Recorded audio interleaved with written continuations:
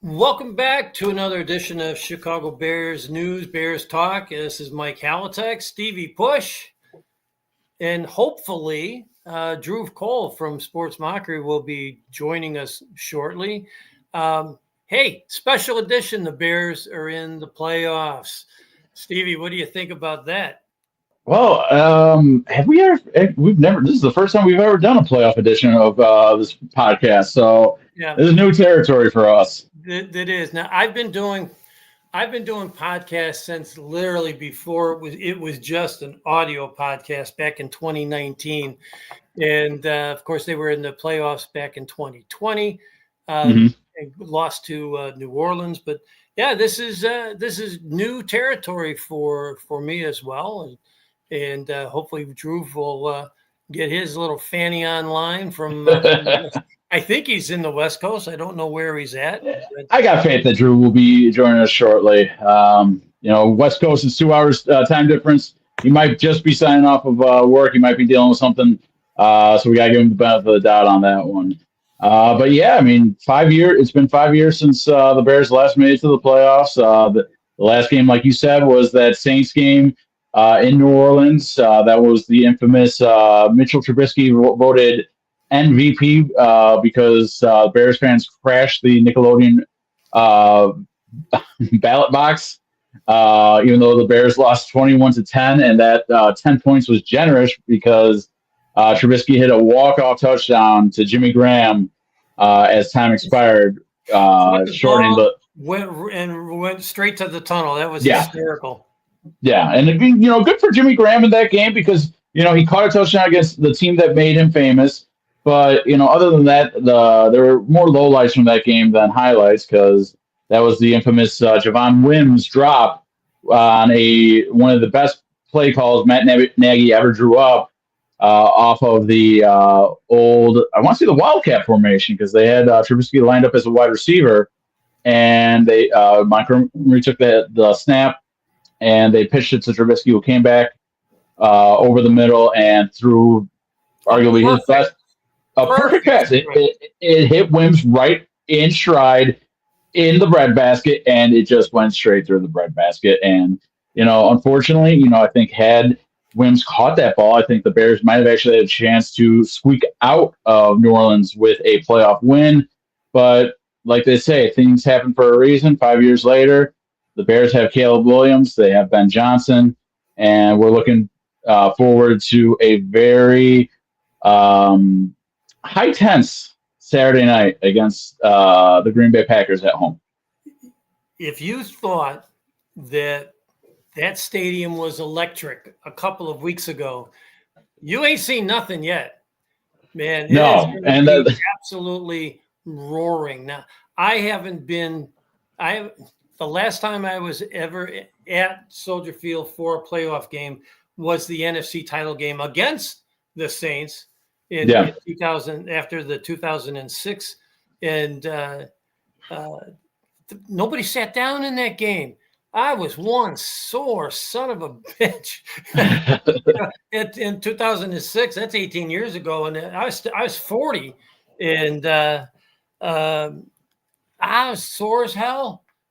And what the crazy thing about that game was is that it wasn't a game where you needed to stand the entire time. Because for the most part of the first half, it was a field goal. The Bears were being held to field goals. I remember it was late in the second quarter. It was 9-0, and Bears fans were getting anxious because you had Drew Brees, you had Reggie Bush, you had Marcus Colston, and that scary New Orleans Saints offense with Sean Payton, his first year as head coach with the Saints, and Bears fans were just like, "Hey, can this offense, our own offense with Rex Grossman, hold up against this vaunted offense and Drew Brees and everyone else I just named?" And thankfully, the Bears did prevail with what turned out to be a blowout later in the game, as they just scored touchdown after touchdown, especially in the fourth quarter when the snow started. But yeah, I mean, it wasn't one of those games where you'd expect to stand. I think everyone's going to be standing like a repeat of a few weeks ago, the Saturday night game before Christmas. Bears fans were constantly on their feet for that game, even though The issue at hand was that the Bears really didn't give them a reason to stand for most of the game because they were being dominated, and not dominated in the sense of being severely beaten, but more so just not in control of the game with Malik Willis at the helm for an injured Jordan Love. Yep. Just a little bit. This is my buddy out in California, and he's gonna have his son Matthew watch it later. So we got to be on our T's and Q's.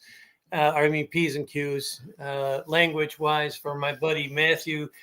Shout out to our friends Patrick and Robin out in California. Trivia question. I'm gonna have a little. We're just kind of winging it today because it's just a fun night to be a Bears fan. It is. I mean, you have to enjoy it too because you know what?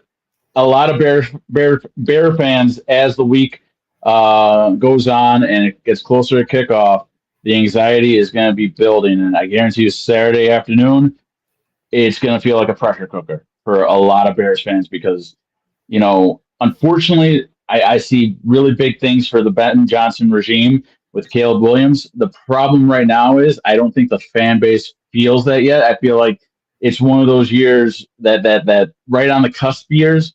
It was like that 1 year before the Hawks won the Stanley Cup, where I think they went to the Western Conference Finals against the Red Wings and lost. I think that might be this year for the Bears. I don't know how far they'll go in the playoffs, but you know, I feel the anxiety, I feel the angst that a lot of Bears fans are having heading into Saturday's game. You know, I'm so glad you brought that up. I was going to go. I'm going to go a different direction. This reminds me a lot of the 2015 Cubs. They weren't quite ready yet. And they of course they won the World Series in 2016, but they surprised a lot of people and made it to the NLCS in 2015. In fact, they made it to the NLCS in 15, 16, and 17. And this kind of is eerily reminiscent to the Chicago Cubs and the Chicago Blackhawks of 2009, the year before they won it all. Nobody expected the Bears not only to win the division, but to be the second seed in the NFC. Although I'm going to pat myself on the back, except for I can't do it with this. Oh no, mine. I got some tendon damage in my left wrist, but this is the first year since 2019 where I have predicted the Bears record and gotten it right. I predicted 11. And hats off to you because I don't think any of us saw this coming after 3:30 after the Week 2 game against Detroit following the 52-21 shellacking, where Ben Johnson said, "This is going to be something," and he had that face is like, "What did I get myself into?" After post game. So it's great to see. It's going to be fun. I don't know if this is a friend of yours, but yes, that's Kyle. So yeah, so would love to say the Bears are playing with house money, and you know, Kyle, you're right on. This is house money. No, because nobody expected the Bears to be where they are in 2025. New coach, new regime, new offensive game plan. Teaching Caleb and getting him out of all of the bad stuff that he was coached last year when anybody decided to go into the quarterback room and do any coaching whatsoever last year. It is house money. And you know, to your point about Green Bay, Kyle, this is an important one. This was a team that was programmed to win now. You know, they pulled the major trade for Micah Parsons, and of course, they traded a lot. They don't have draft capital. They don't have salary cap. heading into 26. So it's going to be, the pressure is all on them. And there was a funny post. I sent it to our group where the Packers had devastating news because their starting quarterback is injured and won't be able to play on Saturday. And their backup, Jordan Love, is going to have to. Of course, they're talking about Malik Willis, but Right, yeah. Hysterical. Buddy of mine asked me if it was a bowling injury. No, I heard it at work. This is my left hand. I'm right-handed, but it was throwing boxes of turkeys that weigh about 60, 70 pounds. Oof. Twisted my wrist one too many times and did some tendon damage. Wasn't torn, at least we don't think it was torn. And so I've been wearing a brace for about 5 weeks now. Finally went to a doctor, and I'm workman's comp, and went to the doctor, and they gave me this industrial strength contraption. And I have to go back and see them in about 2 weeks. So hopefully I'll have good news to report when we get back together and do this show in 2 weeks, previewing the NFC Championship game with the Bears and whomever. So it'll be we'll see. It'll be fun. Little I guess preemptive wishing, I guess, on my part. I had originally said I wanted to do a little trivia, and I just found this today. The 2010 season, of course, it was January of 2011, was the last time both the Chicago Bears and the New York Jets each won a playoff game. There are 3 teams in the NFL that have a longer drought than both the Jets and the Chicago Bears. Can you name those 3 teams? And you'll probably be surprised. Oh, you know what? There's 2 teams. There's 2 teams because they had the Jets listed twice. But okay. There's 2 teams in the NFL that have a longer drought in terms of their last playoff win. Can anybody out there that's watching, or Stevie?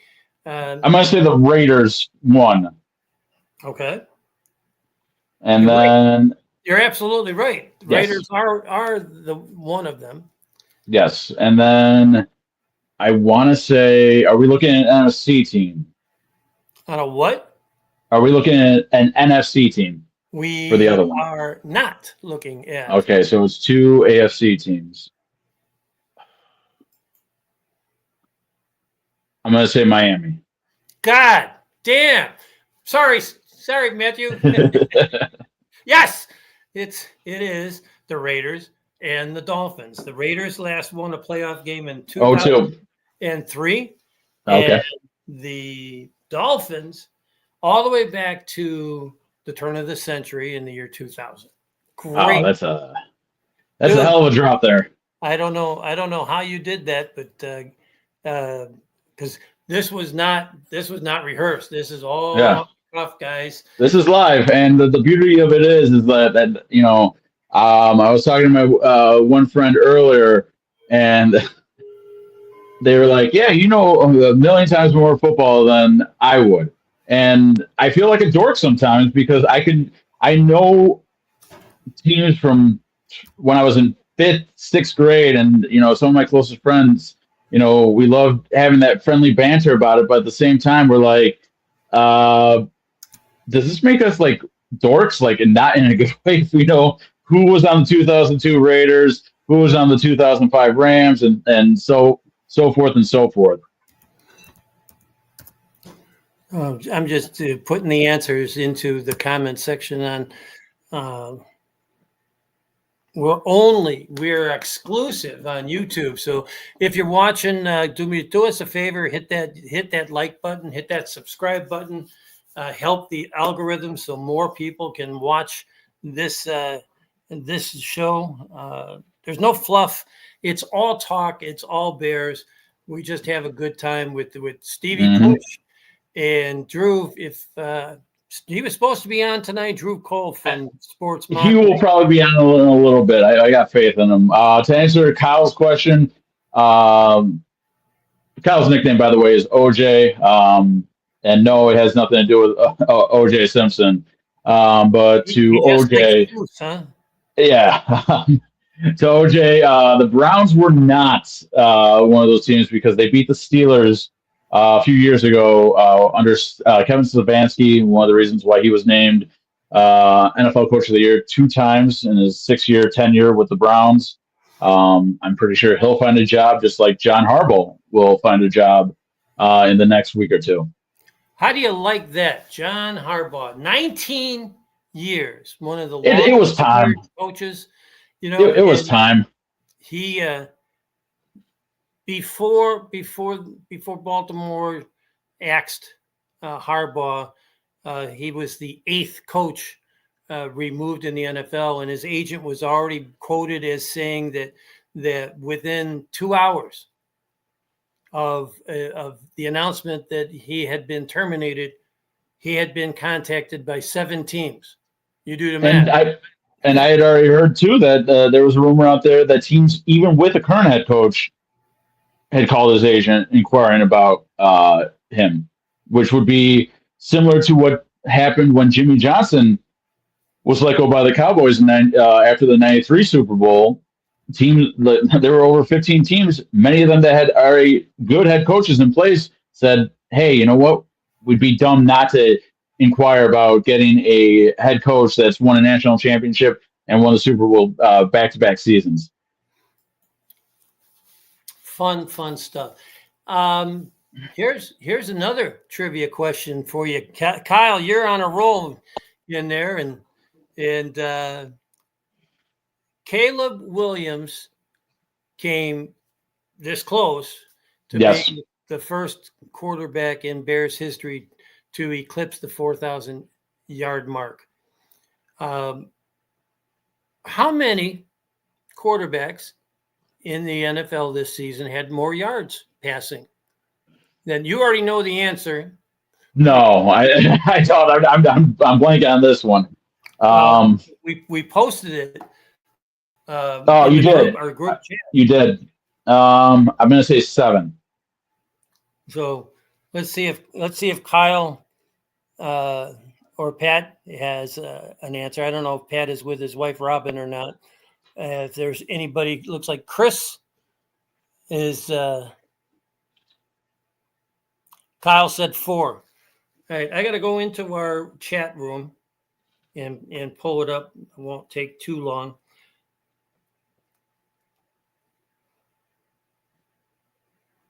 But yeah, I mean, while you're doing that, I'll talk about Caleb Williams and how close he came to the 4,000 eclipsing that, because unfortunately there was a streak of games where the Bears were dropping a lot of passes. The Giants game comes to mind where they dropped 6 passes. Mm-hmm. Most of those drop passes would have been for plus 15 yards or more. That right there gets him to 4,000 yards. I think ESPN 1000 said earlier today that he should have finished the season with at least 29 passing touchdowns, which would have tied Eric Kramer's franchise record of 29 back in the 95 season.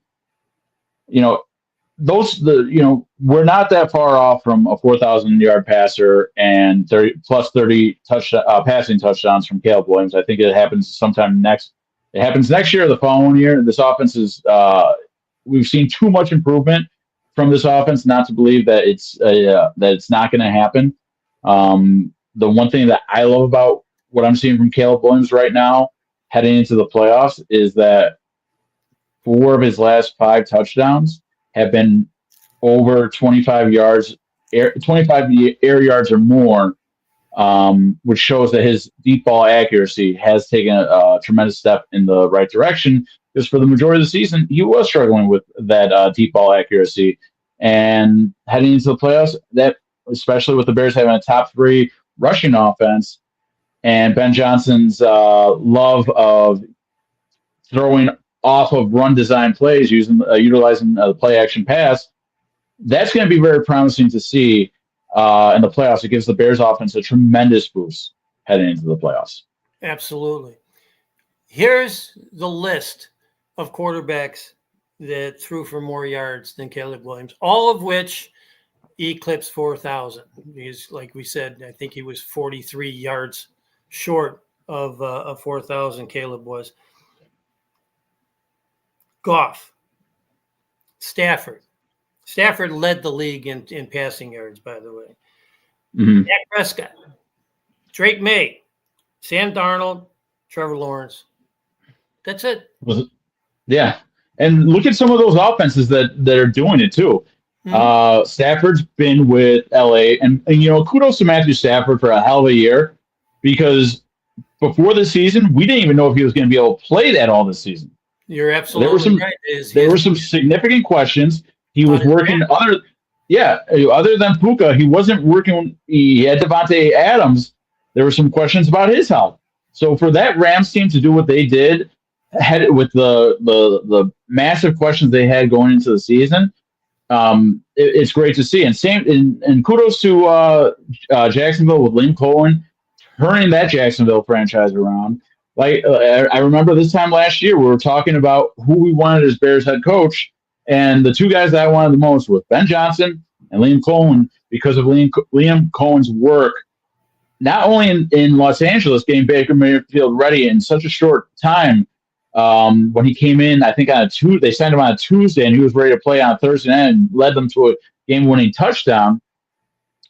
But his work in Tampa Bay last year with that Buccaneers offense, the Jacksonville Jaguars are going to be a hell of a team for the next few years because of Liam Cohen. Dallas, what can you say about Dak Prescott? He's the number one fantasy quarterback for a reason. He's the most consistent fantasy quarterback. Unfortunately, that Dallas defense didn't come around this year. I feel bad for Matty Eberflus. I know that Chicago, especially the Bears fans and some in the media, love to treat him as a punching bag for what happened last season with that team. But what was going on with the 2024 Bears went deeper than Matty Eberflus. Ryan Poles dropped the ball too, not doing due diligence with Shane Waldron, I think. And, some of the players have to take accountability because, after the Thanksgiving game, all we heard was, "Hey, Matty Eberflus is gone. Everything that's been plaguing the Bears is gone. We're good to go." And then they go to not St. Louis, but San Francisco on 10 days rest with all the momentum coming off the firing, and they get absolutely shellacked against a 49ers team that the previous week played on the other side of the coast at a late Sunday night game where they had trouble flying out. They had to fly out the next day because of a snowstorm that hit during the game. Yep, you're absolutely right. Here's another interesting quirk about the 2025 season, and I know when I mentioned it in our chat room with you and Dhruv, you were kind of surprised at it. There's of course 8 division winners. There was one team that repeated out of the 8, just one. So there were 7 brand new division winners in 2025. And ironically, the only team that repeated came out of the NFC East who hadn't had a repeat division winner in 20 years. Yeah. How bizarre is that statistic? It's very bizarre because, it's felt for like forever since the Giants were good, even though they were in the playoffs just, I believe, 3 years ago, and actually made it to the divisional round against the Eagles, if I'm not mistaken, the 2022 season, where they pulled the upset against the Vikings in the wild card round. I know the Commanders had that terrific playoff run last year. I can't remember the last time they won the division, and I know the Cowboys won the division in the last 3 or 4 years. But the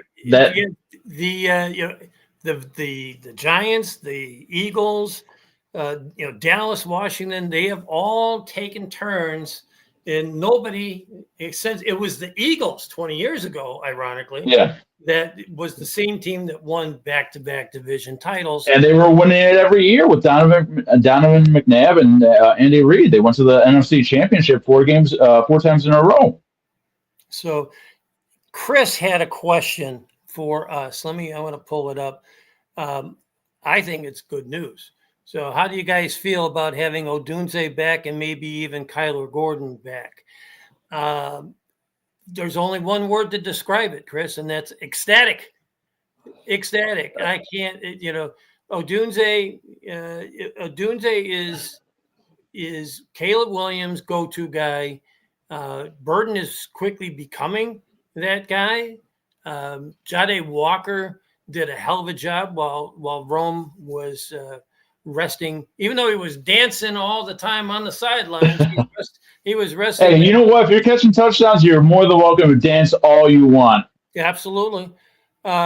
Another player that was cleared to come off, open the window, as the way they call it, Braxton Jones, that everybody has forgotten about. He could play an important depth piece here in the postseason. So I'm a little torn about this one because I am very happy that the Bears should get Rome Odunze back. I think what they've done managing his stress fracture in his foot, correct? That's what it was? Correct. That's why I took a little shot at him for all of the dancing he's doing on the sideline. You're like, Well, when I saw him jumping up and down at the Lions game, the sideline shot of him jumping up and down, I got a little scared. I got Kevin White flashbacks. Let's not relapse and re-injure that damn thing before you even get onto the practice field. So, but what I'll say is I'm happy the Bears should get Rome Odunze back. I think that this offense the passing offense especially, has been clicking on all cylinders in December. I know the first half against the Lions wasn't the greatest, but the Lions were playing.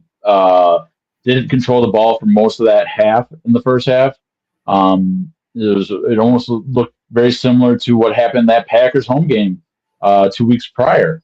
And the thing is that with Rome Odunze, that allows DJ Moore to go back to what he is best at, being that universal wide receiver that can run all the different types of routes, short, intermediate, and deep routes.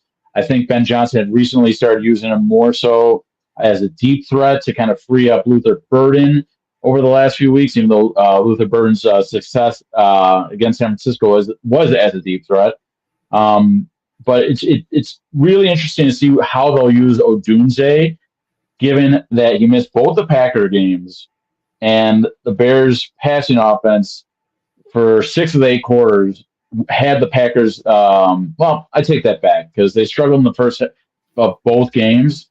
So I'll say 4 of the 8 quarters, the Bears' passing offense looked very successful against that Packers defense. With Kyler Gordon, though, if this was a situation where Gardner Johnson was not in concussion protocol, I don't know if the Bears would want to have Kyler Gordon back, given his inconsistency to stay on the field this year with his all the recurring injuries that he's had. It's one thing after another, you're right. And right. I mean, he got hurt in pregame warms of the Bears Packers game in Lambeau Field. In I believe it was week 14. Yeah. And you just can't take that risk because, especially in the playoffs, every position and every roster spot matters because we've seen it happen before. One guy goes down, someone else has to step up. With Rome, I get why they want to have him back. With Kyler, if you had your full complementary of defensive backs healthy, I don't think this is a question. I think they'd probably say, hey, you know what, Kyler, let's take it week by week. We'll open up the window, but we kind of don't need you back right away. That type of thing, because you can't trust his injury history of the season. I think it'd be a little bit more risk than reward at this point with him.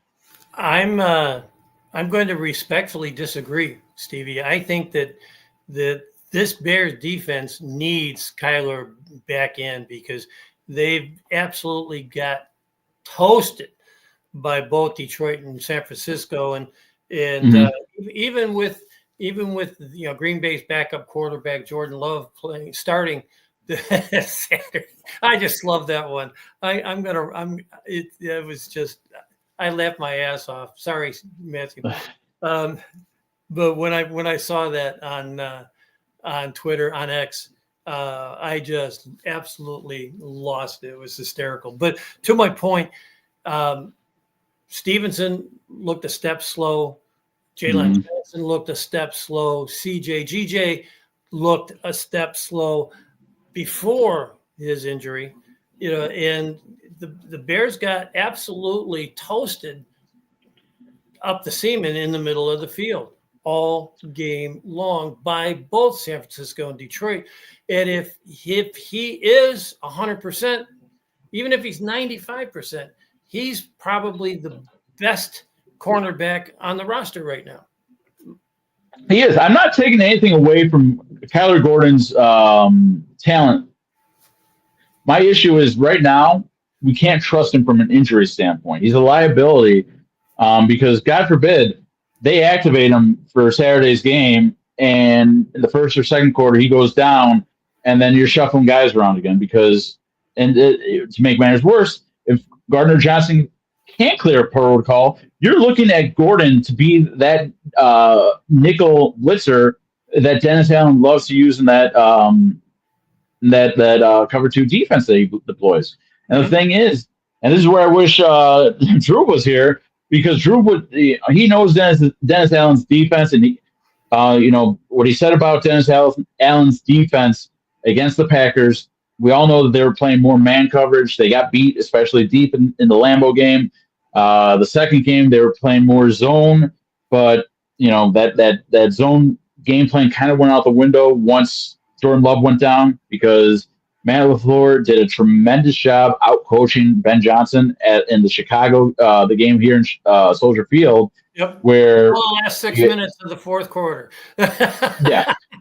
Where you have your backup quarterback in, and you cut the playbook in half, and you just say, you know what, we're going to simplify the offense and find the easiest ways to make plays for you and the offense. And I'm really intrigued to see what Dennis Allen draws up schematically for game number 3, because it's the old adage of, I'm going to date myself again, because in the early 2000s, mid 2000s, how many times do we see divisional teams, divisional foes play each other, where one team sweeps the other team, and then they meet up in the playoffs, and the other team just blows the other team out because they're like, we know your game plan. Yep. You had our number for 2 games. We know exactly what you're going to do, and I really am intrigued to see how Dennis Allen handles this game, because the Bears defense, even though they didn't give up a lot of points against the Lions, they were giving up a lot of yardage. Against the 49ers, they made Brock Purdy look like Joe Montana. Yes, they did. And those things can't happen. And if the Bears are going to make a deep playoff run, you're going to need some defensive stops and defensive plays from Dennis Allen's defensive units, more than just takeaways and 1 or 2 sacks. You got to make those sacks count, especially on third down. Absolutely.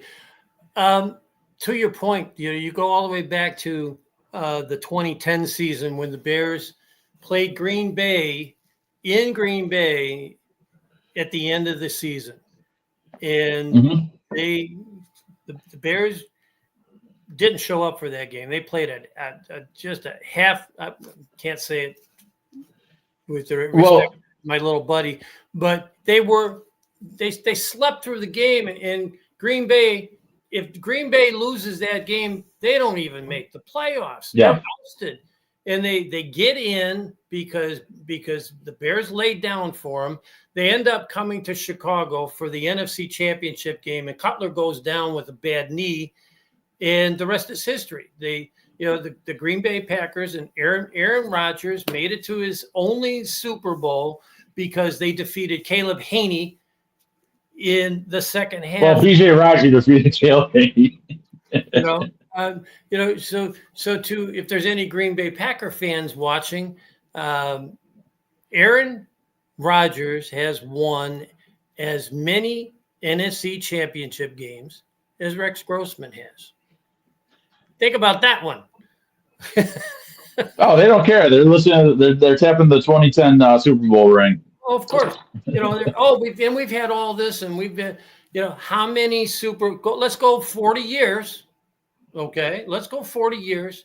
The Bears have won one Super Bowl, lost one Super Bowl. Green Bay has won 2 Super Bowls, and they also lost a Super Bowl because they let the Denver Broncos walk into the end zone so they'd have enough time to try to do a comeback, which of course fell short in the Brett Favre era. And what was it, 97? I think was 97. 97 was the season. 98 was the Super Bowl. Yeah, the year that was played. I don't want, and we can go on and on about the. And I love the Bears-Packers rivalry. I do too. I study the rivalry, I can go on, and I've gone on and on in several other podcasts in the past, but just a few highlights about how the Packer fans hate the Bears. If it wasn't for George Halas, Green Bay would be in existence. They would have folded back in the 30s, but George Halas was a good friend of Curly Lambeau's, and he lent Curly Lambeau money to make payroll no fewer than 3 times back in the 30s. Green Bay had to start playing games in the Milwaukee area where they could draw a bigger crowd. And in the 50s, the league told the Packers, either you build a stadium or you're going to move to Milwaukee. And of course, being the smart man that George Halas is, he didn't want the Green Bay Packers only 90 minutes from Chicago. So he went and spoke to the city council of Green Bay, who didn't want anything to do, nothing to do, kind of like Chicago politics today. They wanted nothing to do with helping the Packers build a stadium. George Halas went and talked on behalf of the league, and because he was who he was, didn't want them 90 minutes away. He spoke to the city council, and the next day, the Green Bay City Council passed a bond referendum to help build what is now Lambeau Field. Lastly, in the late 50s, Curly Lambeau was looking for a new head coach.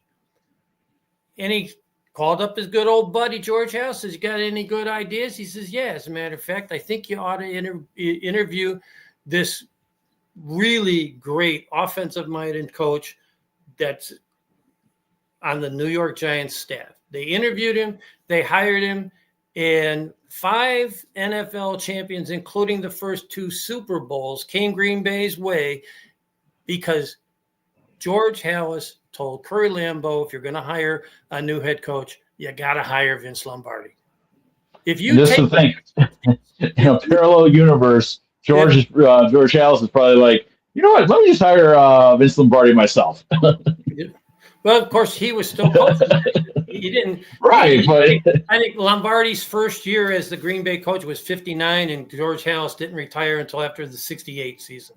So it was a little bit. He was a little bit ahead of George Halas's timetable. So if you take out the decade of the 60s, okay, how many championships does Green Bay have? 2. 8. Okay. Because they have 13. I thought you meant, I'm thinking Super Bowls, that's why. NFL championships. Okay, they'd have 8. How many would the Bears have? 8. Don't know. 8.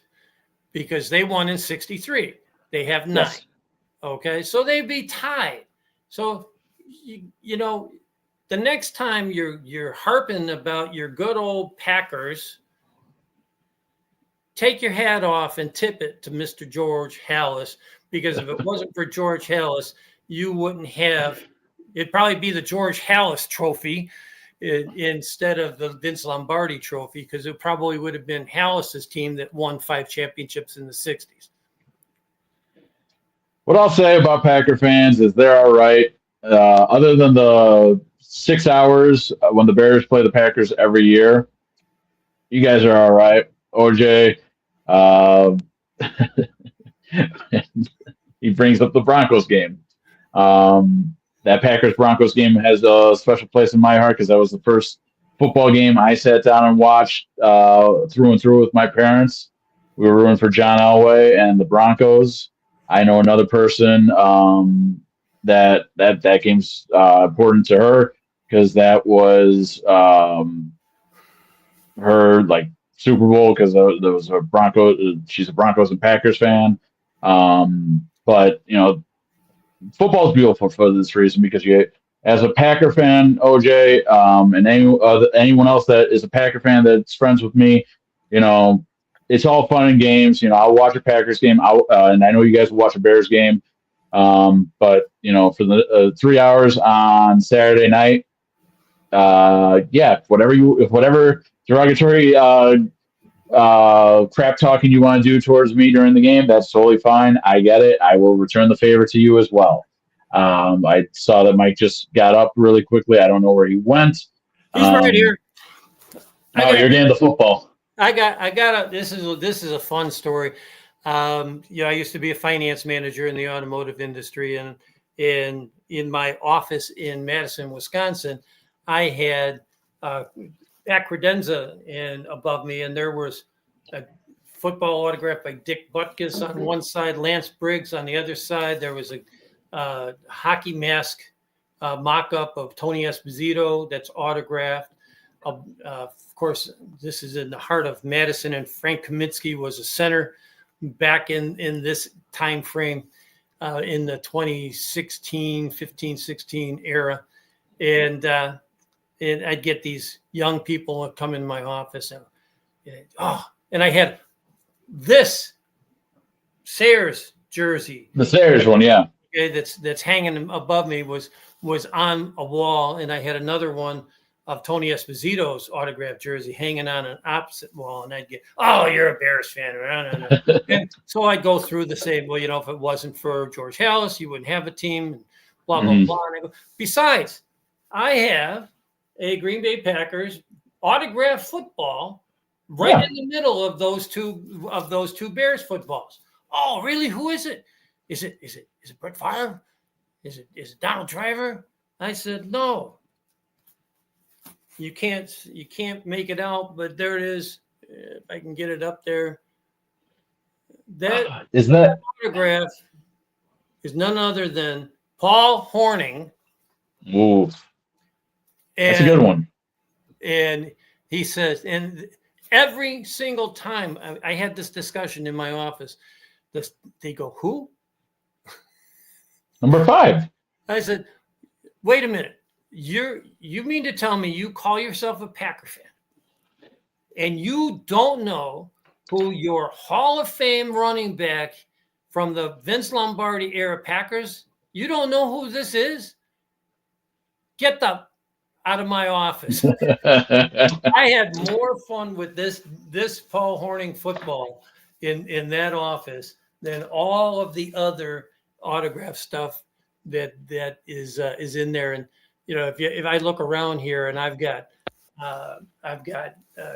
Eddie Jackson and Tariq Cohen and Devin Hester and David Montgomery, Matt Forte, Allen Robinson, Gale Sayers, and Dan Hampton are all on my wall over this direction. Every single one of those jerseys are autographed. I've got a football autographed by Devin Hester. I've got a football. I've got 1, 2, 3, 4, 5, 6 different Bears footballs with autographs on them. And you know what? I enjoyed every last purchase. Every purchase of that one. Even those are going to appreciate. Those are going to appreciate. Yeah. And I know you probably aren't going to sell them. So, I think George, I have a full-sized Bears helmet autographed by Jordan Howard. Even so. Ooh, nice. Richie Pettibone. I have an autograph of Richie Pettibone from he was the safety, wore number 17 during the '63 championship year. I got a lot of fun stuff up on that wall. And I even have, my, as you know, back in July, I lost my dog, who was named after Walter. Her name was Peyton, and her urn is up on my Bears wall with a little memorial about her as well. Very So nice. there's a lot of sentimental, a lot of great stuff on Yeah. that wall, and that's just the Bears stuff. On this side of the room, I have a Cubs wall with 4 jerseys, of which 3 are autographed. Do you have any White Sox stuff? Kevin Bryant, Fergie Jenkins, Andre Dawson. I have a Javi Baez jersey up on the wall to make it, because I have to have 4 in there, but that one's not autographed. Yeah. And then on my Blackhawks side, I got to remember who it was. I've got Marion Hossa, Bobby Hull, Marion Hossa, Chris Chelios, and Tony Esposito jerseys that are, again, all autographed. So I've spent a small fortune on Chicago historical sports figures. I'm not a big basketball fan, and but it is what it is. But I got a boatload of autographs. I got a boatload of memorabilia, and here we are. 7 years now into this podcast, and it has morphed into the Mike, Stevie, and Dhruv show, which and absolutely, it's every time we come on, it's a ball, it's a blast, and here we are now, Saturday night. It's 7:45 now, so 7:00 kickoff time. We're 5 Wednesday, Thursday, Friday, so four sleeps away. From the 3rd time in rivalry history where the Bears Packers meet in the postseason, and I am just absolutely thrilled that we get to see it live. Of course, you can see it live because it'll be on local TV in the Chicago area. But if you live in Rockford or Kankakee, you can't. You can't. You just have an Amazon account. That's what the NFL said was, hey, sign up for Amazon Prime. That's all you got to do. Either sign up for Amazon Prime, and I've talked about this often. Go to your Walmart app right now. Type in the 2 words, Super Box. Yes. And buy I have one. I'm gonna buy one. I have one.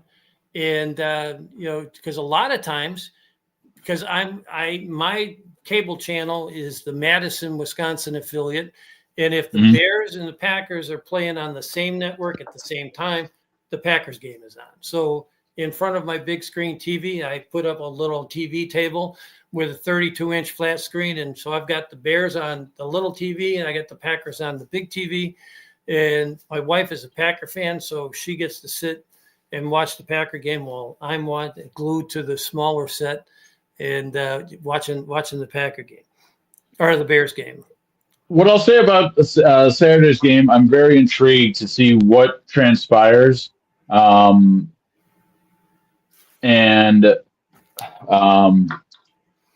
we'll see what happens. The unfortunate aspect of it is that this doesn't. I think some of the sports betting lines have this as a pick'em right now. So, and rightfully so, because the Bears defense can't stop anyone. The Packers defense can't stop anyone, especially following the injury to the season-ending injury to Micah Parsons. You don't know what you're going to have with Jordan Love coming back. It will be a very interesting game from a schematic standpoint. If I'm Ben Johnson, the number one thing I'm trying to do is have ball control, score points early, take Josh Jacobs out of the game from a play from behind standpoint, force the Packers to play from behind, make them one-dimensional, say, Jordan Love, you're going to have to beat us with that passing offense, especially coming off of, he's missed, it's been 2 games he's missed. He missed the Ravens game right after the Bears game, and then he missed the He was benched even though he was cleared to come back for the Vikings game, correct? Yes. And so we don't know what Jordan Love we're going to get, because there's been several different Jordan Loves in the playoffs. We've seen that Packers team that can surprise anyone and play with anyone. They nearly beat the 49ers in San Francisco a few years ago. That was the game that he threw the interception to end it on. And then last year they lose to the Eagles. There have been games where the Packers should have won because their defense did a hell of a job. That Browns game, that Panthers game come to mind, where the main issue was the Packers offense. Now, will we see that Packers offense if we see that Packers offense on Saturday night? The Bears are resting guys by midway through the fourth quarter, and we're having another playoff game not this Sunday, but the following Sunday. The following weekend could be Saturday or Sunday, depending. Right. If that Packers offense shows up, it all depends on which Packers offense shows up, and to tie it all together with the Ben Johnson offense, me and Dhruv both highlighted the beauty of his game plan initially, very early on in that home game against the Packers, where just running the ball down their throat, and then unfortunately got Q at the goal line on that fourth down play where he tried to have the ball snap through Cole Kmet's legs to Kyle Monungai, who was 10 yards back for some reason. And it just popped the balloon of momentum that you had, because if you put a touchdown on the board there, that does so much from a psychological standpoint for that Packers team that's a week removed from losing their best defensive player, arguably the best defensive player in the league. And now you're in a hostile environment. You're already down a touchdown. You're playing with you're already down a score. That could have been that could have ended the game early on. Even though it would have been a 7-0 lead, it could have felt like a 21-0 lead to the Packers with everything that was going against them at the time. So with Ben Johnson, what I'll say is, don't try to get too cute because you're in the playoffs. Stick to your bread and butter. I know you love to run trick plays. Don't get crazy with the trick plays. Yeah, there's a time and a place for trick plays, but yes. being at the goal line isn't one of them. No, I have to make an announcement.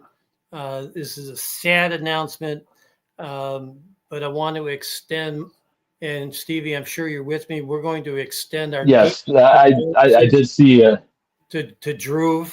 Dhruv was all set to join the show, and he got a phone call that he'd been on the phone with his dad almost the entire length of our show. He just got word that his paternal grandmother, who lives in India, passed away today. So Dhruv, we love you, man. Our hearts are with you. I sent him a message on our group chat that we have. Said we're just getting ready to talk about the Bears-Packers game. If you can log on, but if you can't, man, just do your thing. And we love you, and we'll talk to you in the chat room. And hopefully 2 weeks from now, we'll be there for him if he needs anything. Title game. Yes. So our good buddy Nick Rohde from Just Another Year Bears has this thing that he loves to ask his subscribers to post when they're watching his podcast. I don't think I need to tell you what FGB means. So let's not do that. So in deference to Matthew, if he sees this show later on, it doesn't stand for follow Green Bay. Friends of Green Bay. Friends of Green Bay. But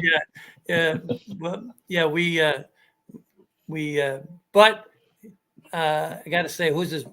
Ron Winarski.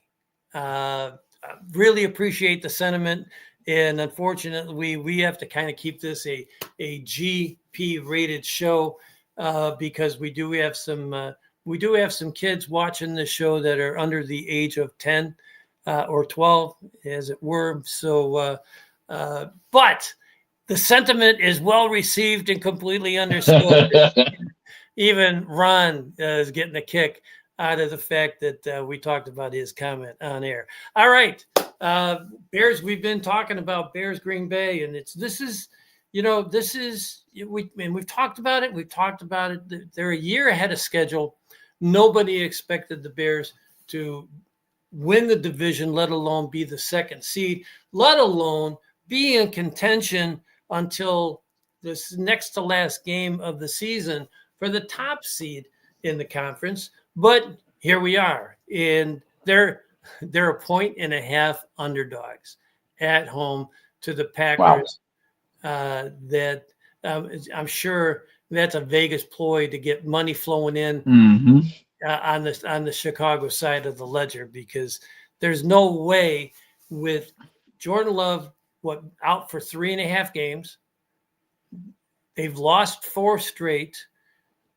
Their backup quarterback, who many think plays better than Jordan Love, at least especially against the Bears, that Green Bay should be favored. But on the other side, we've got the poorest defense that the Bears have shown the last 2 weeks. And you talked about this in our chat session, Stevie. If you were to tell me the Bears would start the season 0-2 and end the season 0-2, there is absolutely no way that this team was the top team in the North. Well, here's my question. I mean, is this technically a historic season for that? Because I can't remember ever where an NFL team lost their first 2 games, had the division already in hand, and proceeded to lose their last 2 games. Yeah, you know what? I don't know the answer to that question. I don't know if that's ever happened. We'll probably have, when we reconvene in a few weeks, hopefully, like you said before, with the Bears prepping for an NFC Championship game, hopefully we have that answer to see if it's happened before. Because that one intrigued me, because I'm like, the last time the Bears, or just any team, I can't, because there's constantly teams that have started the season 0-2 and still won the division, but I've never heard of a team starting 0-2, finishing 0-2, and even before they lost those last 2 games, already have the division in hand, which the Bears did because they had clinched the division with the Packers lost the night before. Yep, you're absolutely right. So it's going to be interesting. I think the keys to this game is, and you had touched on it earlier, stop the trickeration, pound the ball. You got to get Caleb moving fast from the first snap of the game. Here's one play, and it's not exactly a trick play, but I have been waiting for this play all season long, and no better time to bring it out than to bring it out against Green Bay early in the game. How many times have we seen Caleb take the ball and immediately fire it to the sideline to DJ Moore with 2 receivers in front of him to block? How many we've seen that? We've probably seen that a dozen times. Mm-hmm. And one of the running backs or wide receivers in that formation, when he was healthy, has been Luther Burden. Mm-hmm. Right? I want to see Caleb take the ball, fake it to DJ, and have Luther Burden pause like he's going to block and then shoot straight downfield on a go route. He'll be open by 10 yards. The old Peyton Manning Broncos used to run those plays, those fake screens with the one receiver leaking out downfield. Yeah. I forgot what the specific play design is called, but it come on bubble screens, it come on your typical wide receiver screens. What I was going to say is I would love to see them throw a deep ball off a rollout.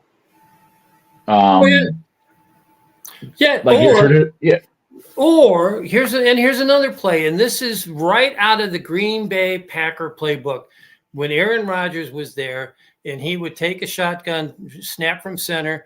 He would turn he would turn to his right, but rotate the hand, take the handoff to his running back and roll, do a semi rollout, but he's like 15 yards from the line of scrimmage, set up and just throw it all the way down to Jordy Nelson.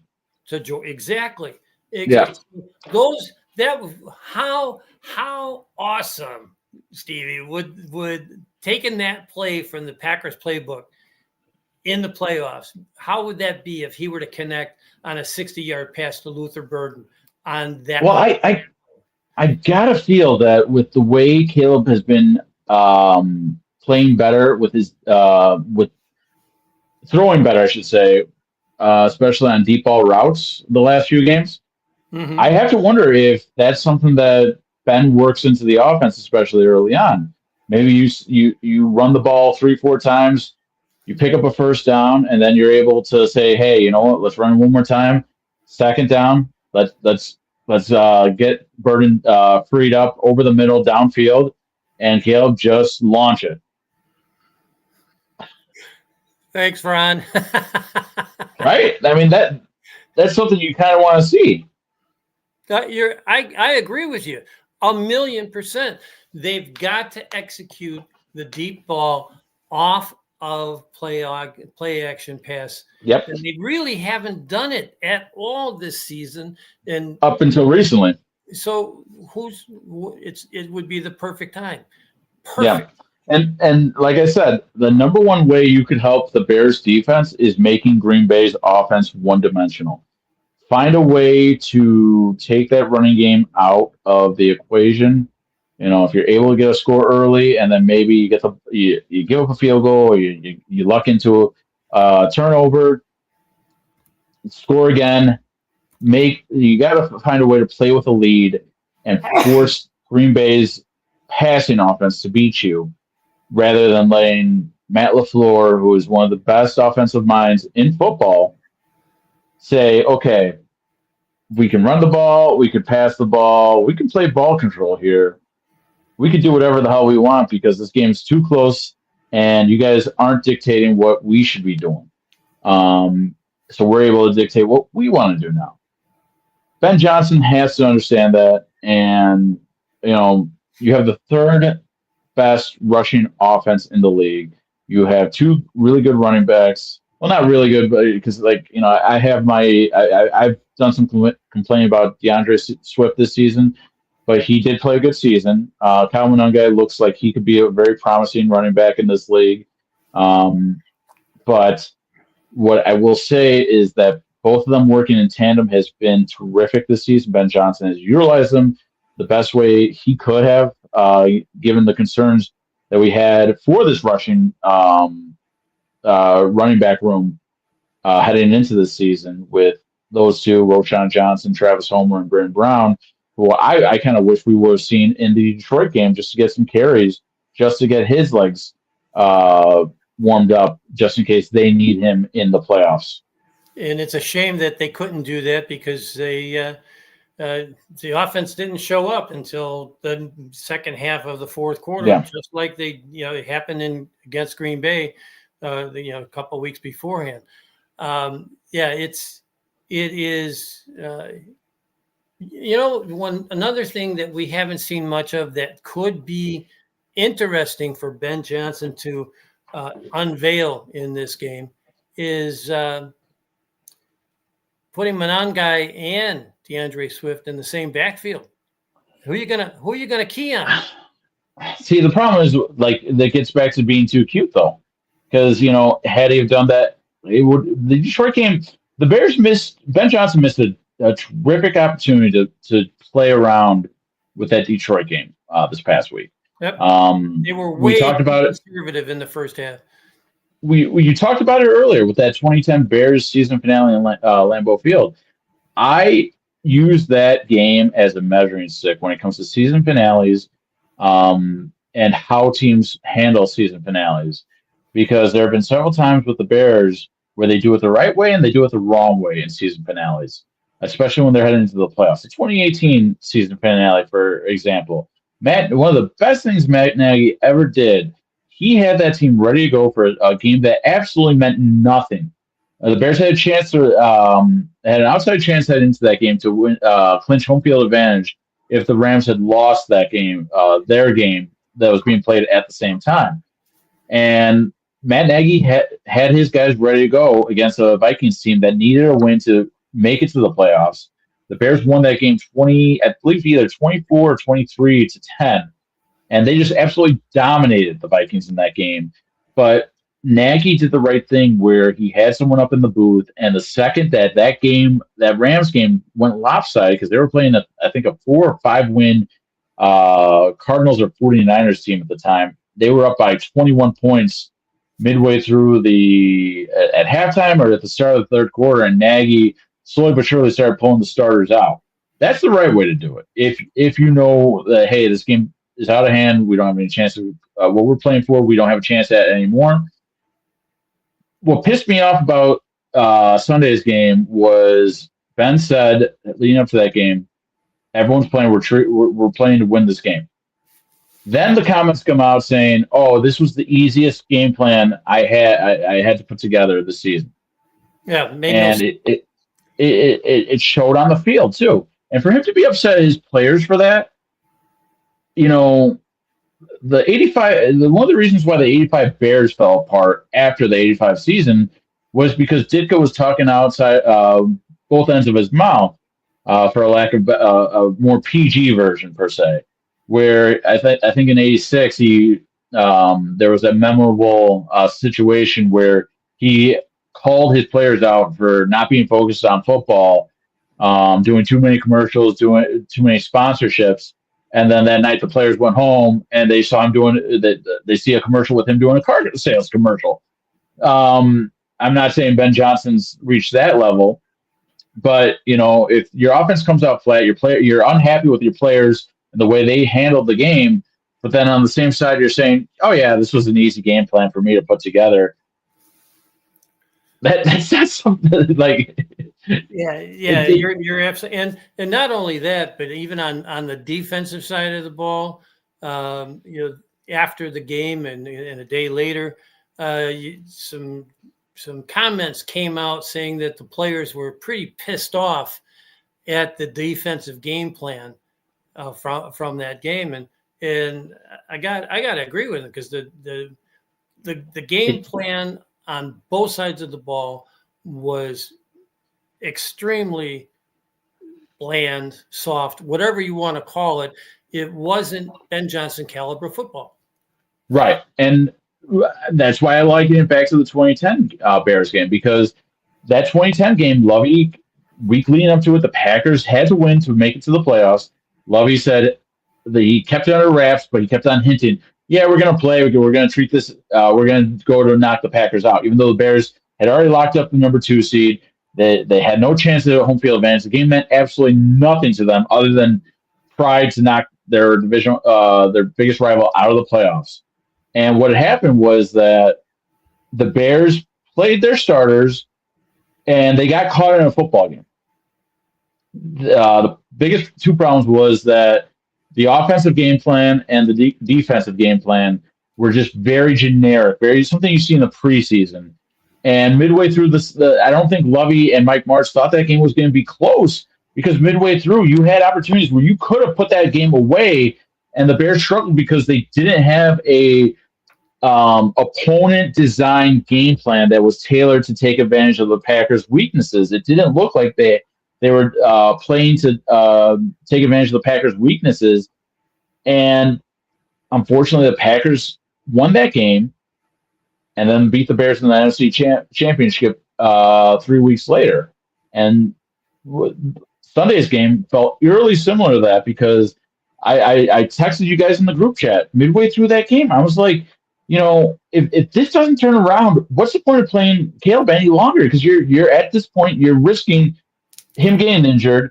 You have a game that doesn't mean anything, because even if you lose, you still can get the number 2 seed, because the Commanders can still beat the Eagles. I was saying, hey, right. And you could have had Tyson Bagent get some snaps, because we see it all the time. Teams that are going to the playoffs, They have nothing to play for in the season finale. Start your backup, get them some reps, just in case your starter goes down in the wild card round or divisional round, and your backup has to come in, and he's not. Oh my God, my arm! I haven't thrown in a live pass all season. That's what I was kind of wondering if Ben Johnson should have done on Sunday. So, what's your prediction for Saturday night? It's a tough one. I think the Bears are going to squeak it out. I think they win 23-20. I'm going to say it's a 2-score game. I think the Bears will win by 10. All right. Do you want me to make predictions for the rest of the games before we call it a night?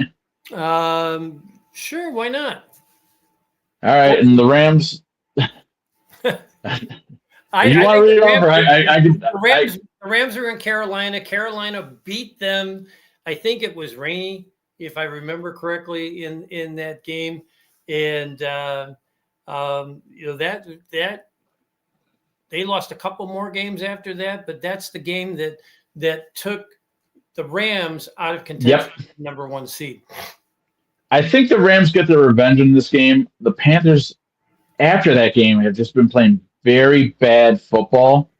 They lost to the Bucs in a game where they needed to win. They could have really put a lot of Panthers fans' minds at ease in a game that they should have won.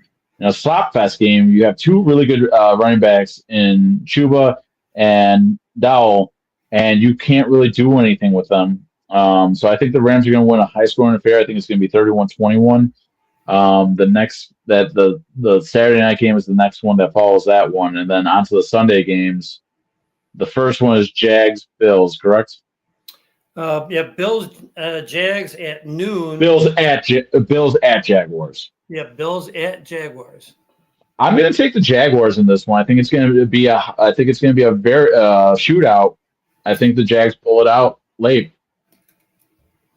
This eerily similar to the Bears game because the Jaguars are home underdogs. It's only 1 point, not a point and a half.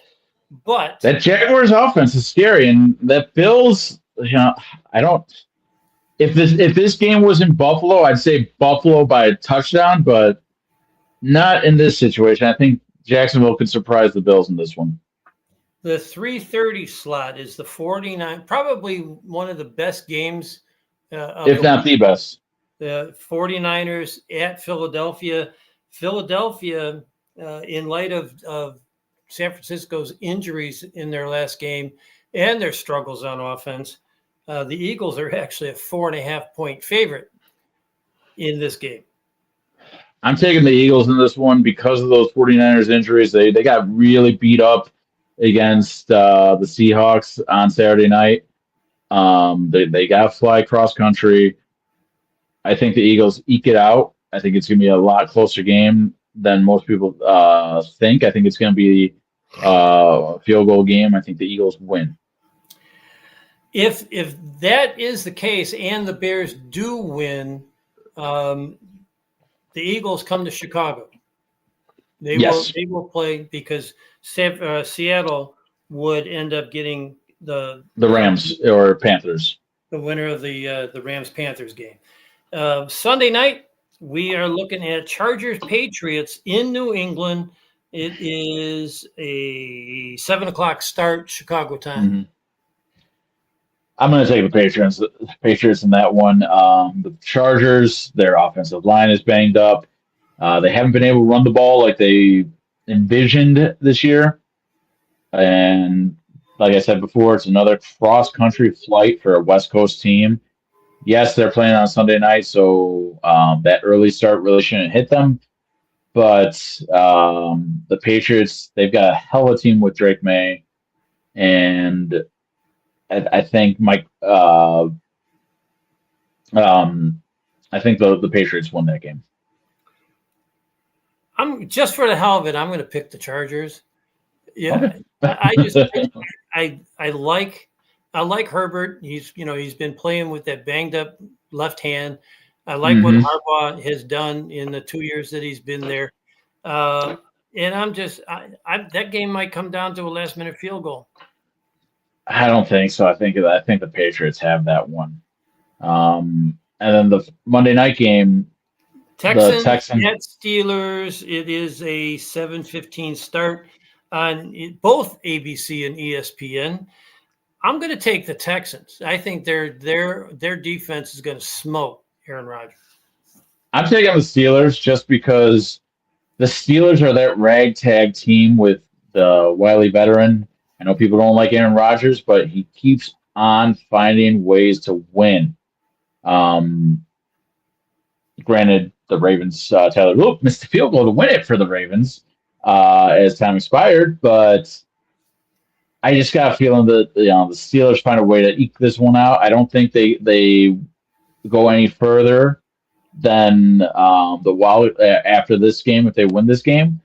But yeah, I there's something about the Steelers that says they find a way to miraculously win this game. It's just the way Rodgers and the Steelers are working right now because they're. And granted, they lost to the Browns just a week and a half ago. So, Yep. but I like. They should have gotten beaten by Baltimore, except for the kicker for Baltimore got his cleats stuck in the turf as he was following through right before he hit the ball, and it ended up sailing wide right.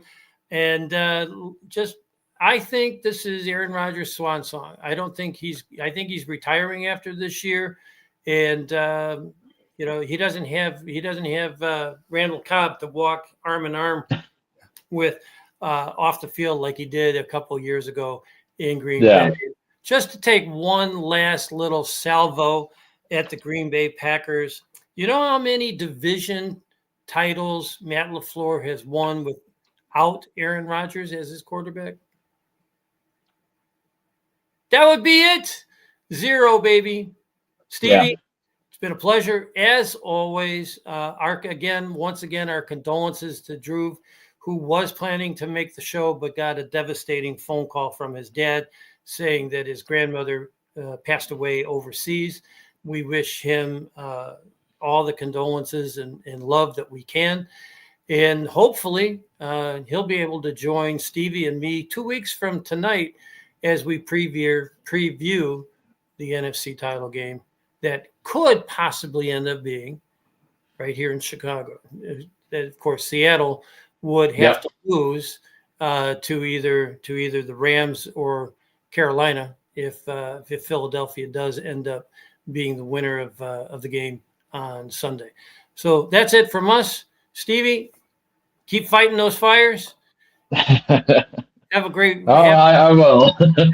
have a great night. We'll see you in the chat room, and everybody, thank you for joining in tonight.